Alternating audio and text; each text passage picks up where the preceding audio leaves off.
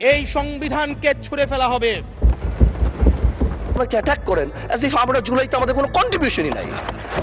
যারা কখনো কখনো কনফর্মিস্ট, যারা কখনো কখনো রিফর্মিস্ট, তারা মূলত হচ্ছে opportunist. Excuse me, you can do this brother. জাতীয় সংসদের ভেতরে ঠিক কি ঘটেছিল, যে দৃশ্য মুহূর্তেই ছড়িয়ে পড়ল সারা দেশে আর তৈরি করল তীব্র রাজনৈতিক আলোড়ন। প্রকাশ্য দিবালোকে সংসদের করিডোরে একজন জ্যেষ্ঠ রাজনীতিবিদ আঙুল তুলে তেড়ে যাচ্ছেন এক তরুণ সংসদ সদস্যের দিকে। অন্যদিকে সেই তরুণ সম্পূর্ণ শান্ত, নীরব, স্থির। এটি কি শুধুই মুহূর্তের উত্তেজনা, নাকি এর পেছনে লুকিয়ে আছে বড় কোনো রাজনৈতিক বার্তা? আন্দালিব রহমান পার্থ সাহেব যে বক্তব্য দিয়েছেন, আমরা ক্লাস 8-9-এ যে ডিবেট করতাম, সেটি রিভার্টাল দিলে 20 মিনিট সময় লাগবে মাননীয় স্পিকার। সম্প্রতি সামাজিক যোগাযোগ মাধ্যমে ছড়িয়ে পড়া একটি ভিডিও ক্লিপ নতুন করে আলোচনায় এনেছে দেশের রাজনীতির অভ্যন্তরীণ টানাপোড়েনকে। ভিডিওটিতে দেখা যায় সংসদের বিরতির সময় করিডোরে মুখোমুখি অবস্থান করছেন ব্যারিস্টার আন্দালিব রহমান পার্থ এবং কুমিল্লা 4 আসনের তরুণ সংসদ সদস্য Hasnat Abdullah. Understand the decorum, please. Please, আমি কেন was quiet when এটা হবে না কিন্তু। ভিডিওটিতে স্পষ্ট দেখা যায় পার্থ অত্যন্ত উত্তেজিত ভঙ্গিতে আঙুল তুলে হাসনাতের দিকে এগিয়ে যাচ্ছেন এবং কিছু বলছেন। তার শারীরিক ভাষা ছিল আক্রমণাত্মক, যা দেখে অনেকেই এটিকে কেবল সাধারণ আলাপ নয়, বরং তীব্র মৌখিক আক্রমণ বা চাপ সৃষ্টি করার চেষ্টা হিসেবে ব্যাখ্যা করছেন।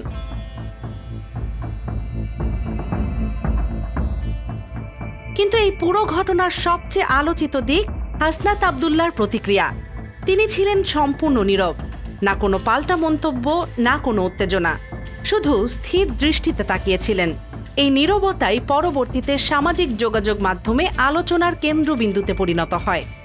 ভিডিওটি ছড়িয়ে পড়ার পরপরই নেটিজেনদের মধ্যে ব্যাপক প্রতিক্রিয়া দেখা যায়। অনেকেই হাসনাত আব্দুল্লাহর এই সংযত আচরণকে রাজনৈতিক পরিপক্কতার নিদর্শন হিসেবে দেখছেন। তাদের মতে উত্তপ্ত পরিস্থিতিতে নিজেকে নিয়ন্ত্রণে রাখা একজন নেতার অন্যতম বড় গুণ। চুপ থেকেও অনেক কিছু বলা যায়, এই ধারণাটি যেন নতুন করে সামনে এসেছে। আপনারা সংবিধানকেই বাতিল করে দিতে যাচ্ছেন, এটা আসলে হয় না। অন্যদিকে ব্যারিস্টার আন্দালিব রহমান পার্থকে ঘিরে শুরু হয়েছে তীব্র সমালোচনা। একসময় সংসদে তার জ্বালাময়ী বক্তব্য, যুক্তি এবং সাহসিকতা তরুণ সমাজের কাছে ব্যাপক জনপ্রিয়তা পেয়েছিল। তার বক্তৃতার ভিডিও মিলিয়ন ভিউ পেত এবং অনেক তরুণ তাকে রাজনৈতিক আদর্শ হিসেবে দেখত। কিন্তু বর্তমান পরিস্থিতিতে সেই চিত্র অনেকটাই বদলে গেছে। সামাজিক মাধ্যমে অনেকেই তার অতীত ও বর্তমান অবস্থানের মধ্যে অসামঞ্জস্যের কথা তুলে ধরছেন। বিশেষ করে সংবিধান, রাজনৈতিক অবস্থান এবং ক্ষমতার রাজনীতিতে তার ভূমিকা নিয়ে প্রশ্ন তুলছেন বিশ্লেষক ও সাধারণ মানুষ। We need change. আমরা মনে করি, বাট আমরা আজকে এখানে আমরা পলিটিশিয়ান। এই বিতর্কের মধ্যেই নতুন মোড় নেয় ঘটনা প্রবাহ। সংসদের ওই ঘটনার রেশ কাটতে না কাটতেই হাসনাত আব্দুল্লাহ তার ভেরিফাইড ফেসবুক পেজে একটি সংক্ষিপ্ত কিন্তু অত্যন্ত তাৎপর্যপূর্ণ স্ট্যাটাস দেন। তিনি লেখেন, আমাদের হাসিনা ব্যবস্থার সব কিছুই দরকার, শুধু হাসিনা ছাড়া। মাত্র একটি লাইন, কিন্তু এই এক লাইনই কাঁপিয়ে দেয় পুরো রাজনৈতিক অঙ্গন। এই বক্তব্যের ব্যাখ্যা নিয়ে শুরু হয়েছে নানা বিশ্লেষণ। রাজনৈতিক বিশ্লেষকদের একাংশ মনে করছেন এটি বর্তমান রাষ্ট্র ব্যবস্থা ও প্রশাসনিক কাঠামোর প্রতি একটি সরাসরি সমালোচনা। তাদের মতে এই বক্তব্যের মাধ্যমে হাসনাত আব্দুল্লাহ ইঙ্গিত করেছেন শুধু ব্যক্তি পরিবর্তন নয়, বরং পুরো সিস্টেম পরিবর্তনের প্রয়োজন রয়েছে। অন্যদিকে কেউ কেউ মনে করছেন এটি একটি কৌশলগত রাজনৈতিক বার্তা, যা ভবিষ্যতের অবস্থানকে ইঙ্গিত করছে। এই বক্তব্যের আরও একটি দিক হল রাষ্ট্রের ধারাবাহিকতা বনাম পরিবর্তনের প্রশ্ন। অনেক বিশ্লেষক বলছেন ক্ষমতার পরিবর্তন হলেও প্রশাসনিক কাঠামো, আমলাতন্ত্র, আইন শৃঙ্খলা ব্যবস্থা সবকিছু যদি আগের মতোই থেকে যায়, তাহলে প্রকৃত পরিবর্তন কতটা সম্ভব, এই প্রশ্নই সামনে এসেছে। এদিকে শুধু সংসদ বা সামাজিক মাধ্যমেই সীমাবদ্ধ নেই এই উত্তেজনা।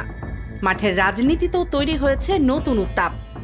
সংবিধান সংস্কার এবং তথাকথিত জাতীয় সনদ বাস্তবায়ন ইস্যুতে বিরোধী দলগুলোর মধ্যে অসন্তোষ ক্রমেই বাড়ছে। বিশেষ করে জামায়াতে ইসলামী সহ কয়েকটি রাজনৈতিক দল এই ইস্যুতে সরব অবস্থান নিয়েছে। তাদের দাবি, জনগণের মতামত ছাড়া কোনো বড় সাংবিধানিক পরিবর্তন গ্রহণযোগ্য নয়। আমাদের করার আর পথ কি আছে? আন্দোলন আমরা করব, জনগণকে সাথে নিয়ে করব। তবে তারা সরাসরি গণভোট বা রেফারেন্ডামের মাধ্যমে সিদ্ধান্ত গ্রহণের দাবি তুলেছে। এই প্রেক্ষাপটে রাজধানীতে বিক্ষোভ সমাবেশের ডাক দেয়া হয়েছে। রাজপথে আন্দোলনের ইঙ্গিত স্পষ্ট। রাজনৈতিক বিশ্লেষকদের মতে এই পরিস্থিতি দেশের রাজনৈতিক পরিবেশকে আরও উত্তপ্ত করে তুলতে পারে। সব মিলিয়ে দেশের রাজনীতি এখন এক জটিল সমীকরণের মধ্য দিয়ে যাচ্ছে। একদিকে সংসদের ভেতরে উত্তেজনা, অন্যদিকে সামাজিক মাধ্যমে বিস্ফোরক বার্তা, আর বাইরে রাজপথে আন্দোলনের প্রস্তুতি। এই তিনটি স্তর একসাথে তৈরি করছে এক অনিশ্চিত রাজনৈতিক বাস্তবতা। বিএনপি আজ যে রাজনীতি করছে সুবিধাবাদের রাজনীতি। প্রশ্ন উঠছে, সংসদের এই ঘটনাটি কি শুধুই ব্যক্তিগত বিরোধ, নাকি এটি বৃহত্তর রাজনৈতিক দ্বন্দ্বের বহিঃপ্রকাশ? হাসনাত আব্দুল্লাহর স্ট্যাটাস কি শুধুই মতামত, নাকি এটি একটি শক্তিশালী রাজনৈতিক বার্তা? আর সংবিধান সংস্কার ইস্যু, এটি কি নতুন রাজনৈতিক সংঘাতের সূচনা করতে যাচ্ছে? আবার কখন নোটিশ দেওয়ার কথা বলে ফেলেন, তো সেই বিষয়টা নিয়ে সবসময় আমরা একটু সংকোচে থাকি। বিশ্লেষকরা বলছেন, বর্তমান পরিস্থিতিতে প্রতিটি বক্তব্য, প্রতিটি আচরণ রাজনীতির ভবিষ্যৎ নির্ধারণে গুরুত্বপূর্ণ ভূমিকা রাখতে পারে। বাংলাদেশের রাজনীতি এখন এক গুরুত্বপূর্ণ মোড়ে দাঁড়িয়ে আছে। সময়ের সাথে সাথে এই প্রশ্নগুলোর উত্তর স্পষ্ট হবে। কিন্তু একটি বিষয় নিশ্চিত, এই ঘটনাগুলো সাময়িক নয়, বরং দীর্ঘমেয়াদী প্রভাব ফেলতে পারে দেশের রাজনৈতিক অঙ্গনে। যে ভুল আছে আমরা সেগুলো সংশোধন করতেও রাজি। আমাদের যখনই আমাদেরকে নোটিশ করবেন আমরা সেটাকে সংশোধন করে নেব। দর্শক, এই পুরো পরিস্থিতি নিয়ে আপনার মতামত কি? ব্যারিস্টার পার্থর ওই আচরণের পেছনে আপনি কি কারণ দেখছেন? হাসনাত আব্দুল্লাহর স্ট্যাটাস, এটি কি বাস্তবতার প্রতিফলন নাকি রাজনৈতিক কৌশল?